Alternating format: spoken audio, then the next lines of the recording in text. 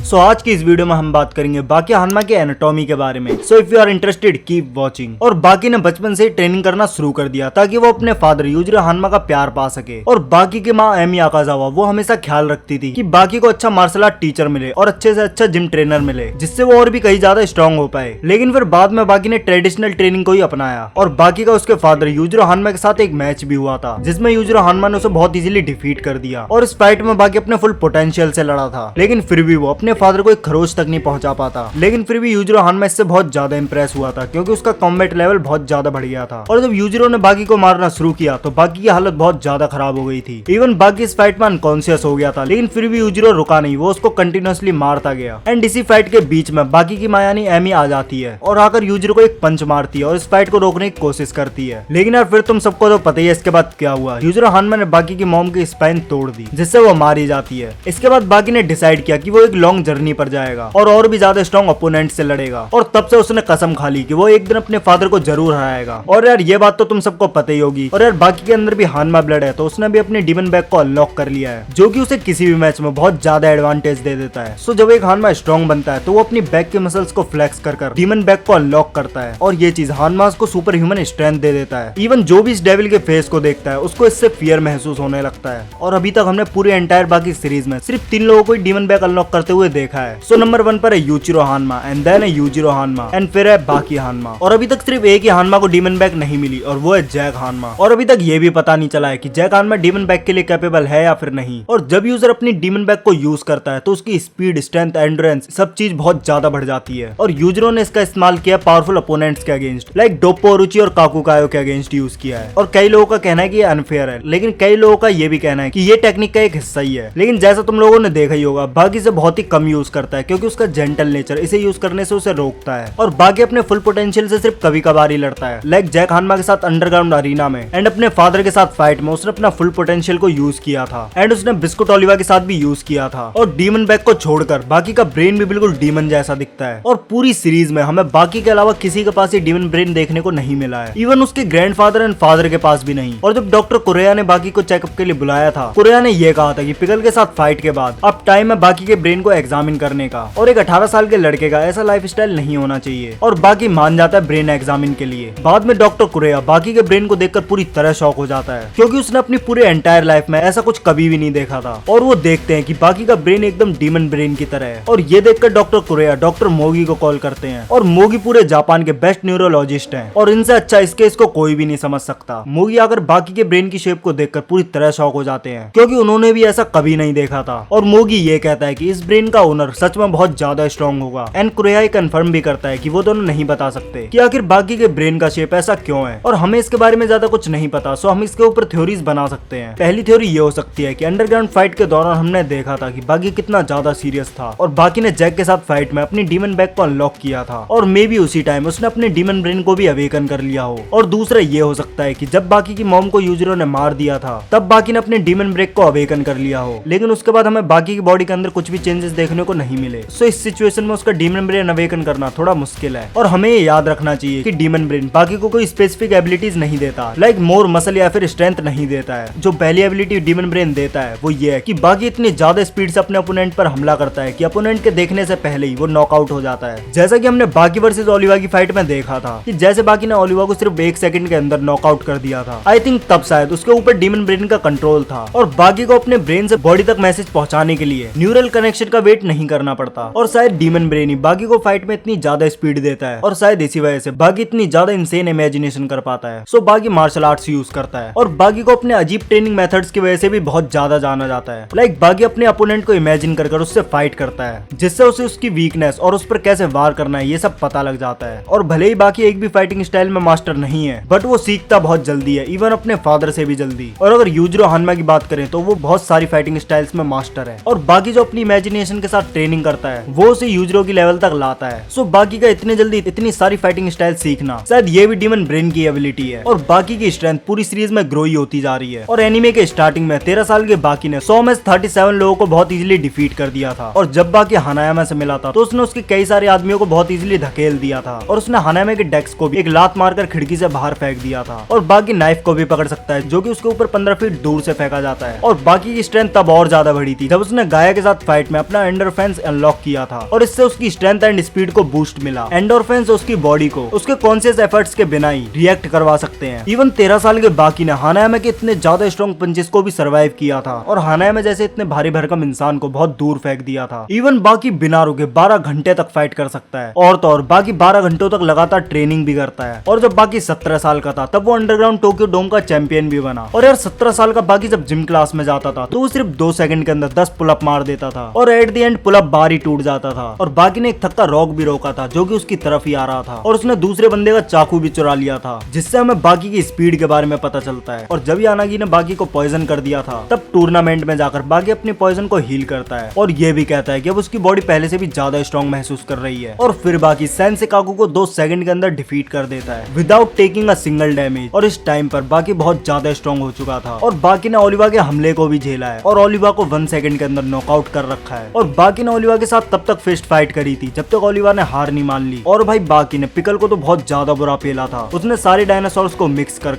अपने अंदर एक ऐसा इल्यूजन बनाया था जिससे पिकल तक घबरा गया था। और एंड में बाकी पिकल की स्पीड एंड स्ट्रेंथ को भी मैच कर लेता है, लेकिन एट द एंड बाकी इस मैच को हार ही जाता है। और यार भले ही बाकी इस मैच को हार गया हो लेकिन उसने पिकल के दिल में एक डर बैठा दिया था। और फिर बाद में बाकी वर्सेस यूजिरो हानमा की भी फाइट होती है जहाँ पर बाकी अपनी डीमन बैक को अवेकन कर लड़ता है और इस मैच में बाकी अपने फादर को बराबरी की टक्कर भी देता है। बट एट द एंड इस मैच को भी बाकी हार ही जाता है। बट यूजिरो हानमा एडमिट कर देता है कि बाकी भी वर्ल्ड का स्ट्रॉन्गेस्ट क्रिएचर है। इवन यूजिरो भी इस फाइट से बहुत ज्यादा खुश था और यार शायद हो सकता है कि बाकी आगे जाकर यूजिरो को सरपास कर दे। बाकी आज की वीडियो के लिए बस इतना ही। और तुम्हें नेक्स्ट वीडियो किस टॉपिक पर चाहिए मुझे कमेंट कर जरूर बताना। मैं मिलता हूँ तुमसे नेक्स्ट वीडियो में, तब तक के लिए बाय।